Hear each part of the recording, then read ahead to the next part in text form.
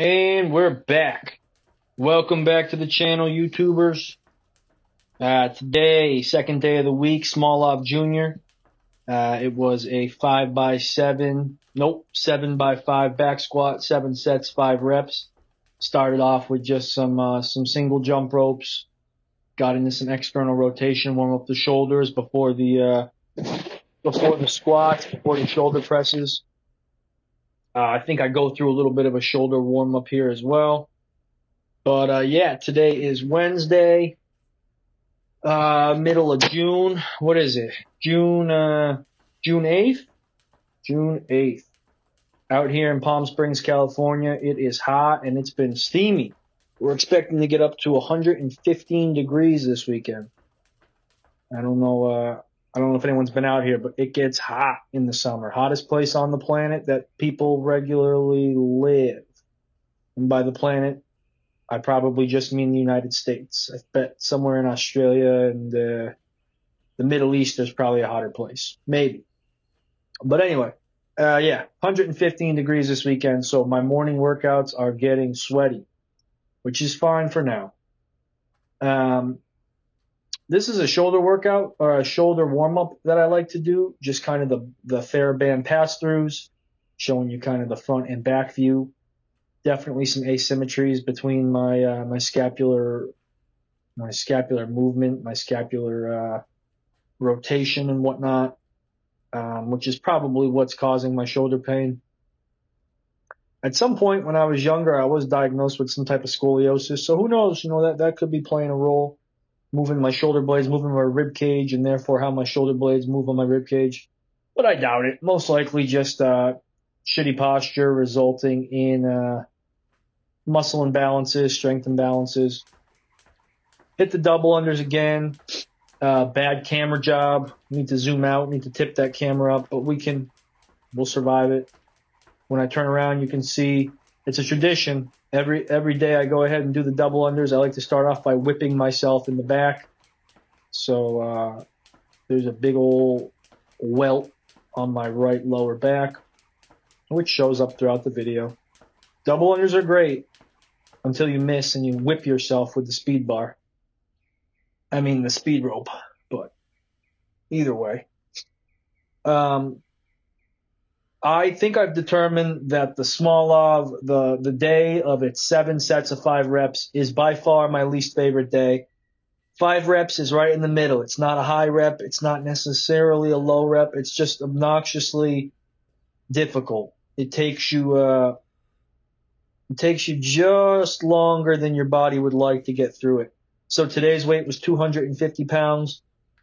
Again, not stressful on the system, really. I never really felt like I wasn't going to complete the movement, which is fine. Again, the goal of this Smolov Jr. was not to test myself necessarily with the weights, but more so with the volume and see how my body held up with 4 days a week of squatting.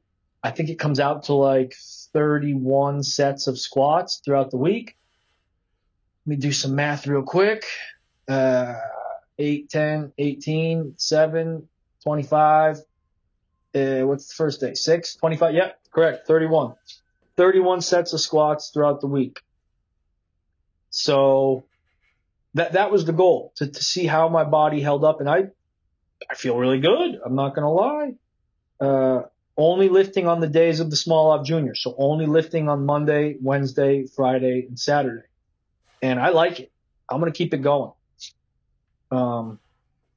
It's incredible to me that people, I don't know, people manage to get through their day-to-day lives without lifting weights, or even worse, without exercising at all. Exercising in one fashion or another, whether it be sports or whether it be weightlifting or bike riding, not so much leisurely bike riding, but like cycling or I guess what people do now is the Peloton, but something like that. How people don't do those things blows my mind. It's truthfully been one of the only consistencies in my life, especially our generation. I'm 33 years old, and I feel like I don't know, at least me, I grew up in New England.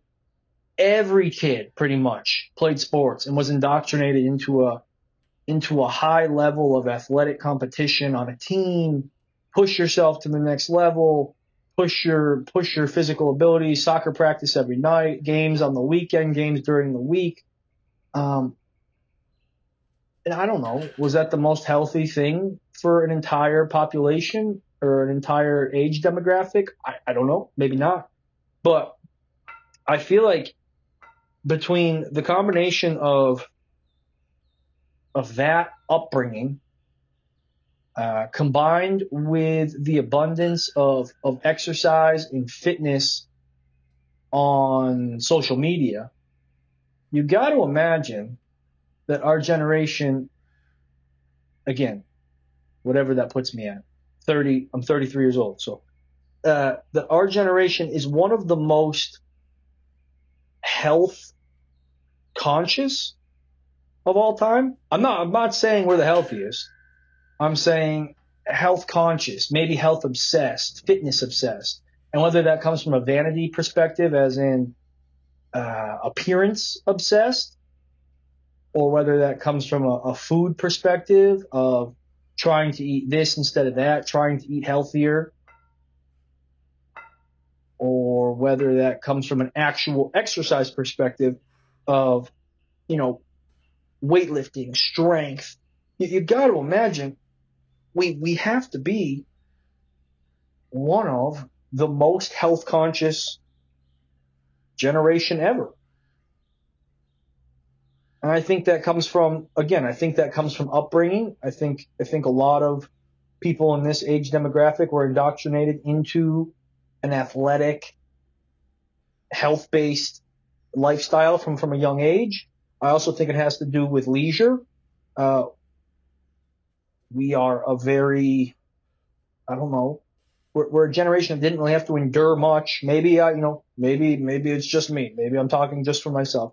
But we're a generation that didn't necessarily have to endure much. We've lived a pretty, I don't know, mundane, docile life so far. All of, we grew up with the internet, so constantly overwhelmed with information. And I feel as though exercise and vanity and appearance was part of that. Healthy habits, things that aren't healthy. It was so readily available to us that whether we wanted to or not, we kind of picked up that knowledge along the way, or at least we picked up that obsession. Maybe not obsession, but we picked up, I don't know, I guess the ability or the habit of fitness and exercise was in our faces more than any other generation. I don't know. Again, I'm just a man talking. Maybe it's just me. Maybe just me in my own microcosm. It's easy for me to say these things. Maybe other people didn't grow up indoctrinated into sports and athletics at a young age.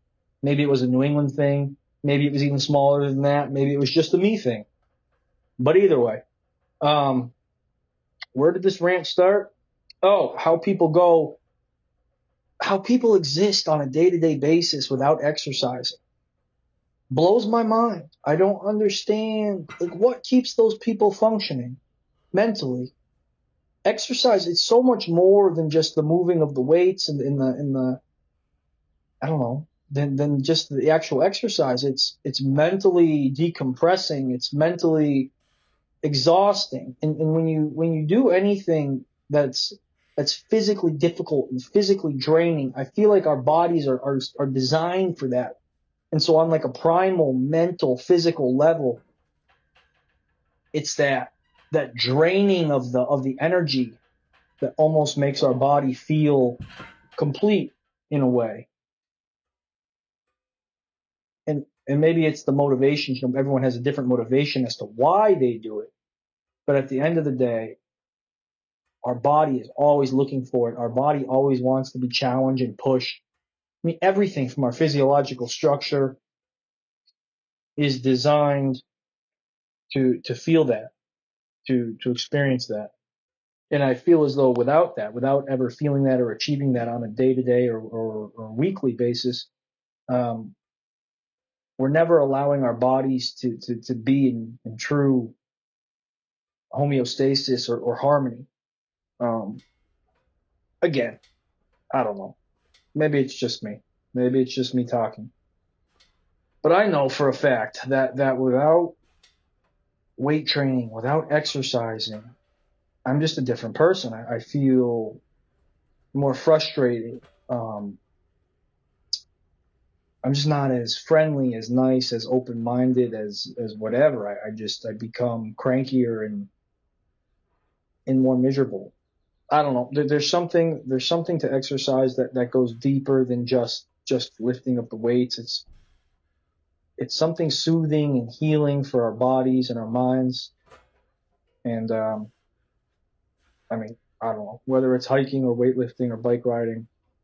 It's just I always try to encourage uh, people and family members and friends to get out there and do something challenging to just put your body at rest, at ease almost. But anyway, I'll see you guys in the next video. Thanks for sticking around. Peace.